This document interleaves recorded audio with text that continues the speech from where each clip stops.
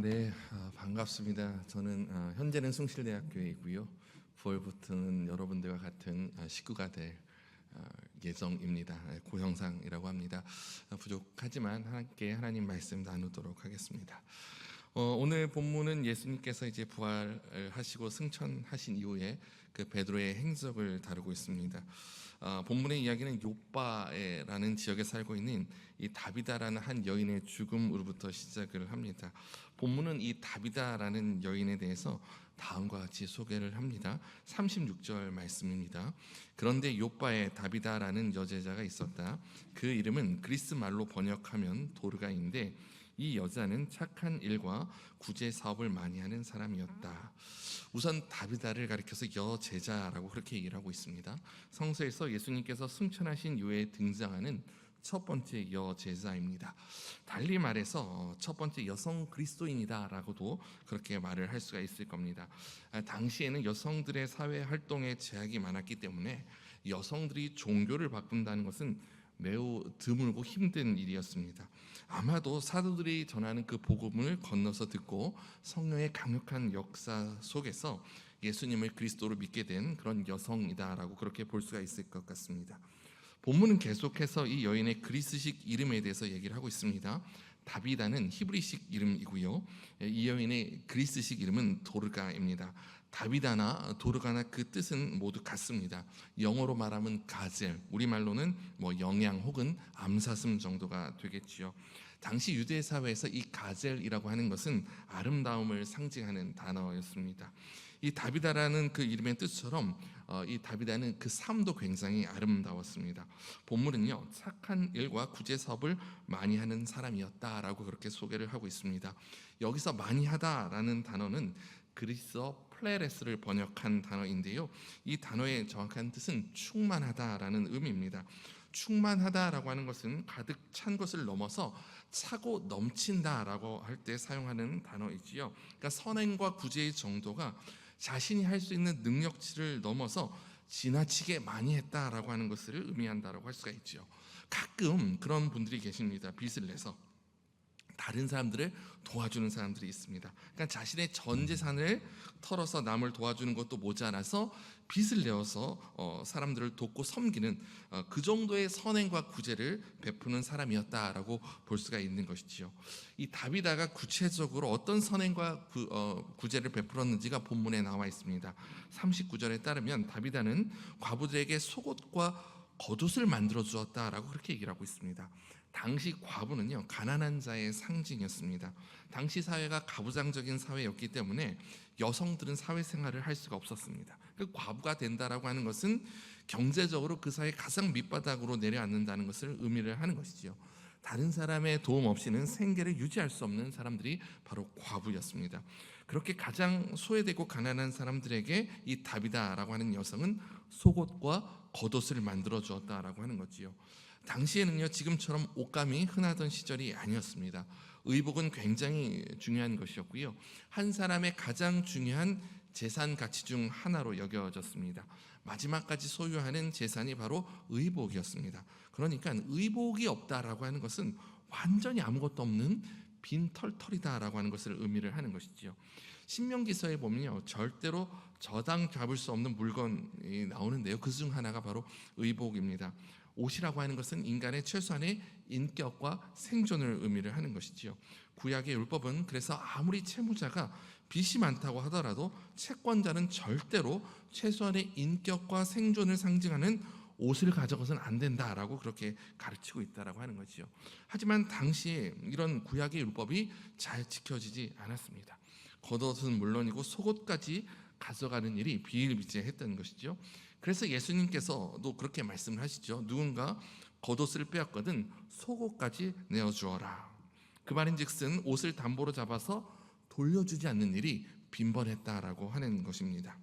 그런 상황 속에서 속옷과 겉옷을 선물로 받았다라고 하는 것은 단순히 어떤 물질적인 도움을 받았다는 것을 넘어서 그 한 사람의 생존권과 인격권을 보호받았다라고 하는 것을 의미를 합니다.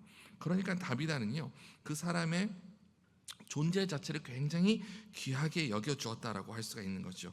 그것도 넉넉한 중에 일부를 떼어서 도와준 것이 아니라 빚을 내면서까지 자기 생활은 뒷전으로 한 채 플레레스 차고 넘치게 도와주었다라고 하는 것입니다. 그런 다비다가 병들어서 죽게 된 것입니다. 죽음은 어떤 인간도 비껴갈 수 없는 삶의 근원적인 문제인 것이죠. 유대인들은요, 하나님께서는 의인들을 부활시킨다라는 그런 믿음을 갖고 있었습니다. 즉 하나님이 의롭게 살아간 사람들은 그냥 죽도록 방치해 두지 않고 반드시 부활시킨다라고 하는 그런 믿음을 갖고 있었던 것이지요. 다비다에게 많은 신세를 졌던 욥바의 그리스도인들은 이 정도의 의인이다라고 한다면 하나님께서 반드시 살려주실 거다라고 그렇게 생각을 했습니다. 마침 이 욥바 가까운 곳 루다라고 하는 곳에 예수님의 수제자였던 베드로가 있다라는 소식이 들려옵니다. 이 루다와 욥바는 굉장히 가까운 거리입니다. 약 한 14km 정도 되는 거리지요. 한 달음이면 갈 수 있는 그런 거리입니다. 베드로가 루다에서 어떤 일을 했었냐면요, 중풍병으로 약 8년 동안 침상에 누워있던 애니아라고 하는 사람을 치유하는 그런 이적 사건을 베풀었던 것입니다. 그리고 이 기적의 소식이 주변 지역으로 퍼지게 되었고, 이를 통해서 많은 사람들이 그리스도인이 되는 그런 놀라운 일들이 일어났던 겁니다. 아마도 이 욥바에 있는 그리스도인들도 이 베드로가 이 루다에서 일으켰던 기적 소식을 들었을 겁니다. 욥바의 그리스도인들은 그래서 이 베드로라고 한다면 이 죽음의 문제를 해결해 줄 수 있을 거라고 그렇게 생각을 했던 것입니다.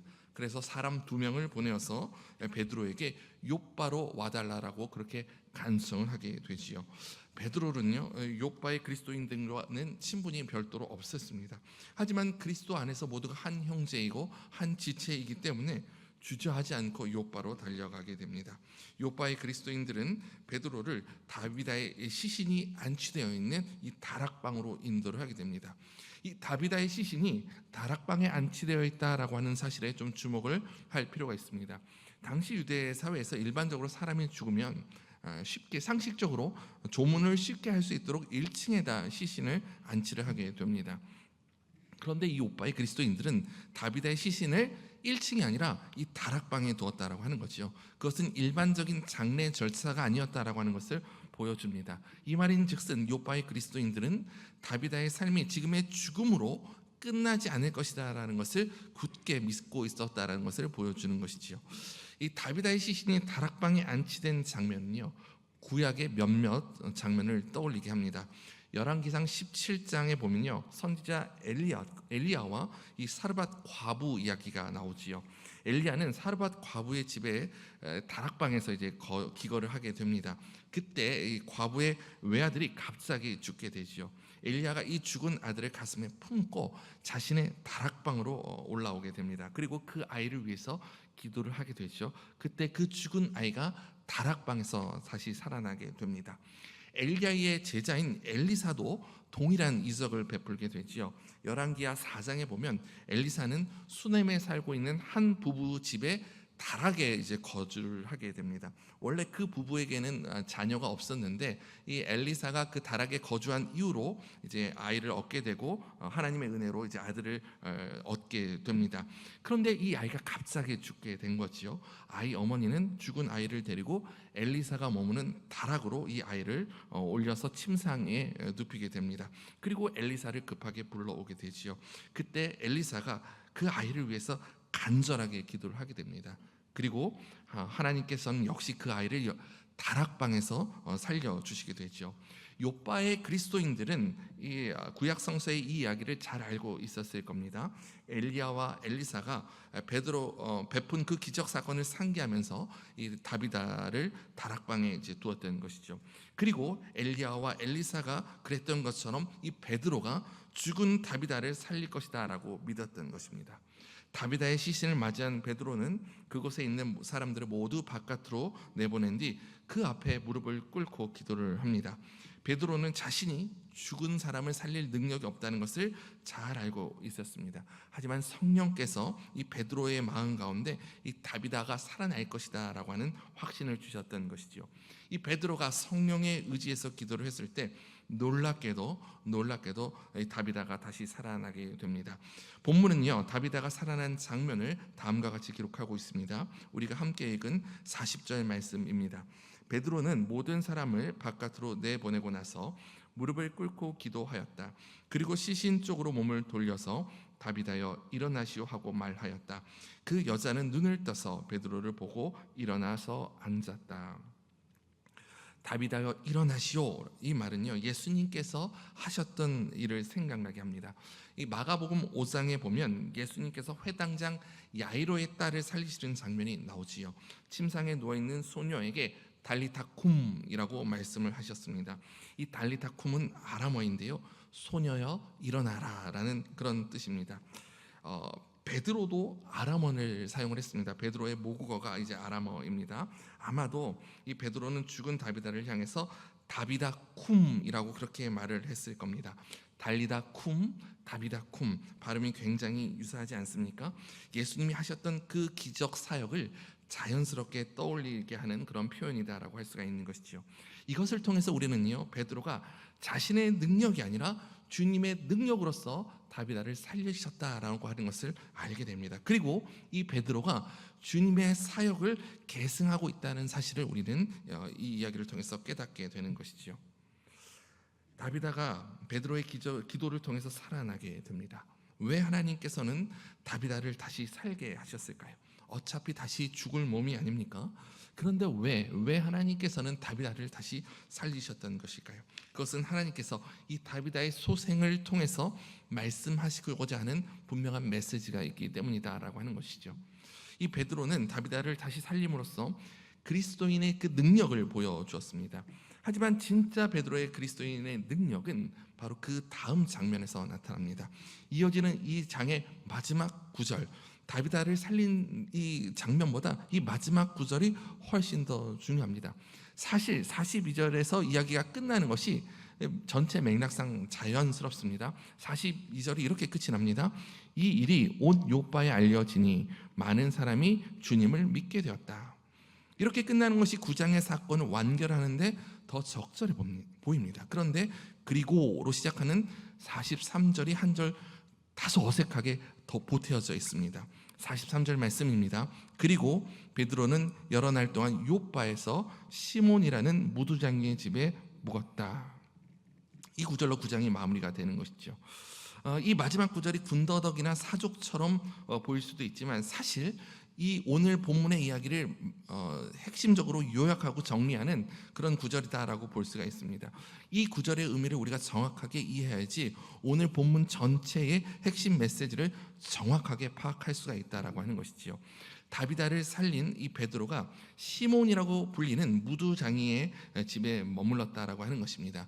무두장이는요, 짐승의 날가죽에서 털과 기름을 뽑아서 이 가죽을 부드럽게 만드는 그런 일을 하는 사람입니다. 이 사람은 유대 사회에서 가장 천한 사람이었습니다. 인도의 그 카스트 제도 잘 아실 겁니다. 그 카스트 제도로 따진다면 최하층 신분인 불가족 천민에 해당하는 그런 사람입니다. 우리나라도 어떻습니까? 조선시대 때 보면 소나 돼지를 잡아서 그 고기를 파는 백정, 혹은 또 그 가죽 제품을 만드는 가파치, 이런 사람들은요 굉장히 천한 직업에 속하는 사람이었습니다. 가축을 도살하거나 그 가죽을 가지고서 손질하여서 제품을 만드는 사람은 죽은 동물의 시체를 만지는 사람들이었기 때문에 이들과 접촉하는 것을 굉장히 불결하게 여겼습니다. 동물의 사체에서 비롯하는 그 병원균들에 쉽게 노출될 수 있는 그런 사람들이었기 때문인 거지요. 게다가 유대 율법은 죽은 사람의 동물의 시체를 만지는 것을 율법적으로 금지를 하고 있습니다. 무두장이는 시체를 만지는 것을 업으로 하고 있기 때문에 유대교 율법을 어기는 불결하고 경건치 못한 사람으로 치부되었습니다. 그래서 당시 사회에서 무두장이는요 사람들과 어울려 살지 못했습니다. 사람들이 상종하지 않았기 때문에 사람들이 없는 외딴 곳에서 홀로 철저하게 사회와 격리되어서 외롭게 사는 것이 일반적이었습니다. 오늘 본문 이후에 등장하는 10장 6절에 보면 이 무두장이가 사는 곳이 어디인지 나타나 있습니다. 바닷가에서 살고 있다라고 그렇게 얘기를 하고 있습니다. 지금이야 이 바닷가가 부자들이 사는 곳이지만 당시에는 바닷가는 사람이 살 수 없는 그런 척박한 곳이었습니다. 염분이 많아서 집을 지을 수도 없고요, 식수도 모자랍니다. 농사를 짓기도 어렵지요. 왜 무두장이가 바닷가, 아무도 살지 않는 그 바닷가에 살았겠습니까? 사람들의 경멸 어린 시설과 종교적 사회적 차별을 피해서 아무도 살지 않는 곳까지 떠밀려 갔던 것이죠. 그러니까 무두장에는요, 그 사회의 가장 밑바닥에 있는 사람, 떠밀리고 떠밀려서 더 이상 갈 데가 없는 사람을 가리킨다라고 볼 수가 있습니다. 베드로가 이러한 사회적 대접을 받는 아주 비천하게 여겨지는 그런 무두장의 집에 머물렀다라고 하는 것이죠. 이것은요, 다비다를 살린 직후였습니다. 베드로에 관한 소문이 아마 요파 전체의 순식간에 퍼졌을 겁니다. 루다에 이어서 연거푸 이제 기적을 베푸는 것이 아닙니까? 모든 사람이 베드로를 모시고 싶었을 겁니다. 앞다투어서 자신의 집으로 초청을 해서 성대한 잔치를 베풀어주고 싶었을 것입니다. 그런데 베드로는요, 그 사람들의 박수갈채와 환영을 만류하고 사람과 사회로부터 철저하게 격리되어서 외딴 곳에 거주하는 무두장이의 집에 머물렀다라고 하는 것이죠. 성서는 이례적으로 베드로가 어디에 머물렀는지를 상세하게 기록하고 있습니다. 그것은 거기에 매우 특별한 의미가 있다라고 하는 것이지요. 바로 무두장의 곁에 머무는 그곳에서 그리스도인으로서의 진짜 능력이 나타난다는 것을 오늘 본문은 보여주고 있다라고 하는 것이지요. 무두장의 집에 머물다라는 그 헬라식 표현에 보면요, 이 파라라고 하는 전치사를 사용하고 있습니다. 이 파라라고 하는 전치사의 뜻은 뭐뭐 곁에라는 의미가 있는 것이죠. 그러니까 이 그리스어 원어를 보면요, 그러니까 단순히 무두장이 집에 머문 것이 아니라 그 곁에 머물렀다라고 하는 것을 강조해서 나타나고 있다라고 하는 것이죠. 혹시 성령이 그리스어 헬라어로 무엇인지 알고 계십니까? 파라클레이토스입니다. 이 파라라고 하는 것은 말씀드린 것처럼 곁에라는 의미고요. 클레이토스라고 하는 말은요, 말하는 분, 변화하는 분, 도와주시는 분, 그런 의미가 있습니다. 그러니까 성령은요, 그 그리스적인 언어의 의미를 따진다면 우리 곁에서 우리를 도와주시고 변호해 주시는 분이다라고 그렇게 이제 이해를 할 수가 있습니다. 우리가 이렇게 성령을 따르는 존재라고 한다면 우리도 누군가의 곁에 함께 있어 주어야 하지 않겠습니까? 베드로가 그 사회 가장 밑바닥에 있는 사람 곁에 의도적으로 있어 주었던 것처럼 우리도 우리 사회의 가장 약한 사람들, 소외된 사람들 곁에 머물러 주어야 하지 않겠습니까? 우리가 예수를 따르는 그리스도인이라고 한다면 마땅히 우리도 누군가의 곁에서 위로자가 되어 주어야 한다라고 하는 것입니다.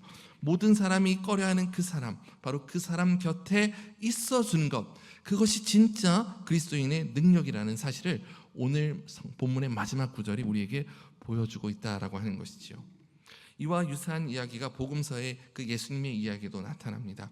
물론 야이로의 딸을 살리는 그 장면도 우리가 이 본문을 통해서 연상하게 되지만 또 다른 장면, 죽은 나사로를 다시 살리는 장면도 우리가 오늘 본문을 통해서 떠오르게 됩니다.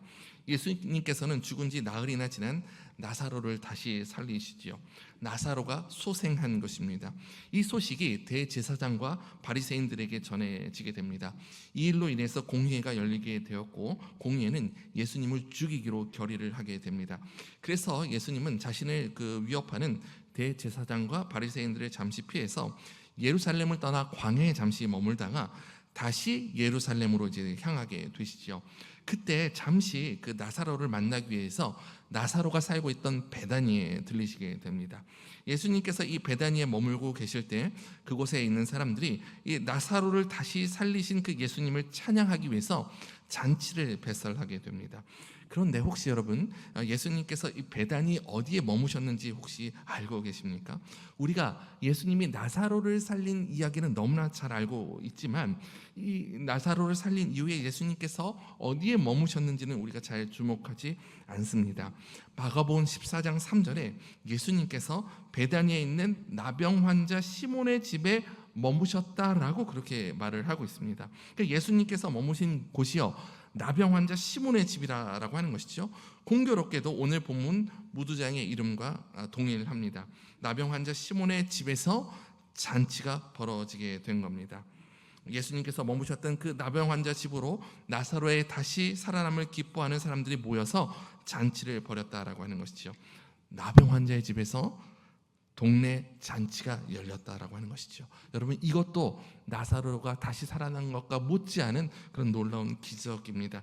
당시 사회에서는 상상도 할 수 없는 그야말로 천지가 개벽할 일이었던 것이죠.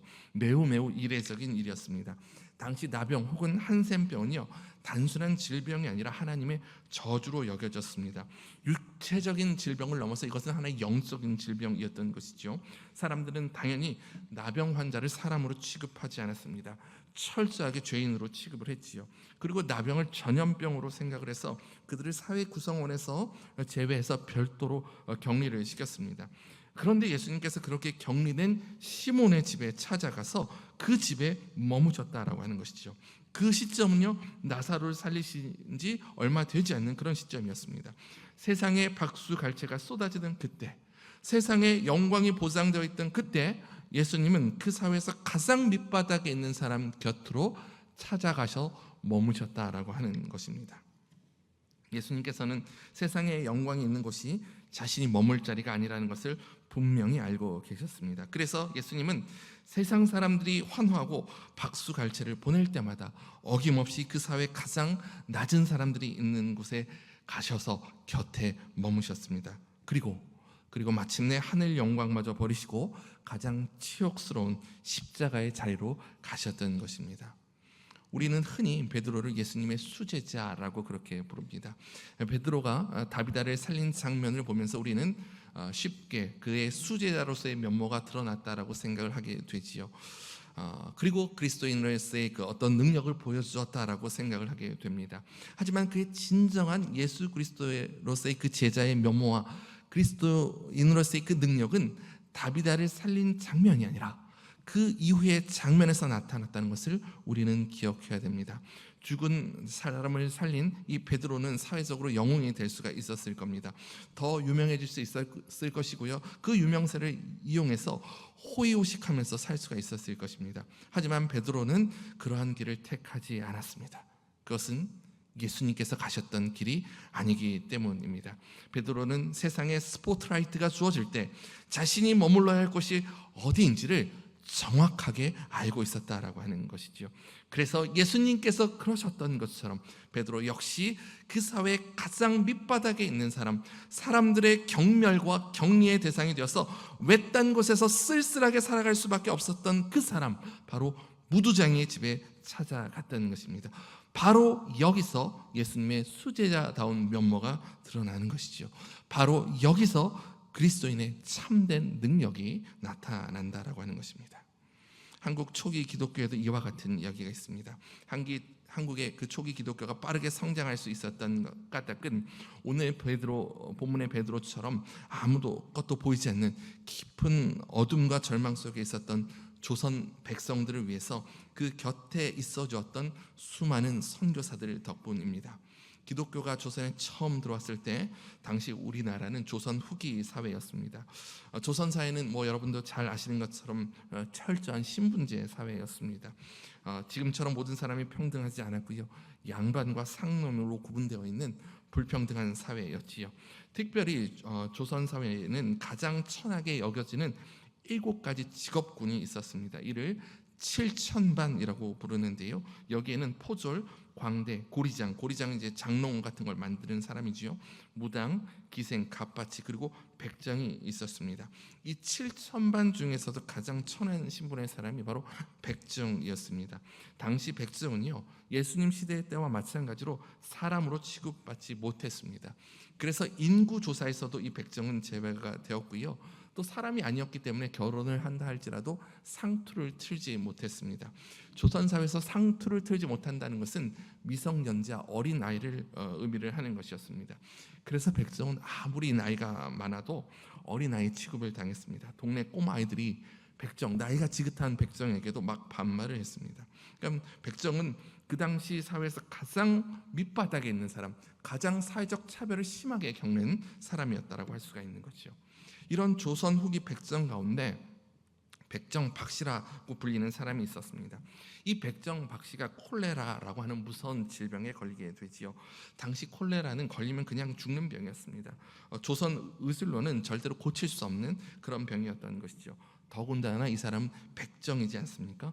어느 누구도 이 사람 몸에 손을 대려고 하지 않았습니다. 누구도 가까이 가려고 하지 않았지요. 그냥 이렇게 죽을 수밖에 없는 그런 상황에 놓이게 된 겁니다. 그때 한 외국인 선교사가 와서 이 백정을 정성껏 치료를 합니다. 어찌나 정성껏 치료를 했든지 이 백정이 다시 살아나게 되지요. 이분이 아마 여러분도 많이 아실 것 같습니다. 올리버 에비슨 선교사님이십니다. 이분이 당시 조선에서 하셨던 일이 뭐냐? 고종 황제의 주치였습니다.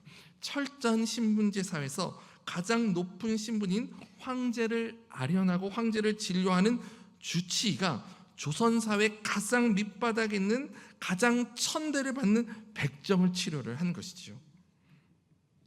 이 에비슨 선교사의 정성스러운 치료와 간호 덕분에 백정 박씨가 콜레라에서 완쾌를 하게 된 겁니다. 백정 박씨가요, 자신을 치료한 사람이 누군지 알고 나서 기겁을 하게 됩니다. 깜짝 놀라게 되죠. 왕의 주치의가 백정을 치료한다? 당시 사회에서는 그 누구도 상상할 수 없었던 일이었던 것이지요. 백정 박씨가요, 당장 교회를 나가게 되었고 세례를 받고 기독교인이 되었습니다.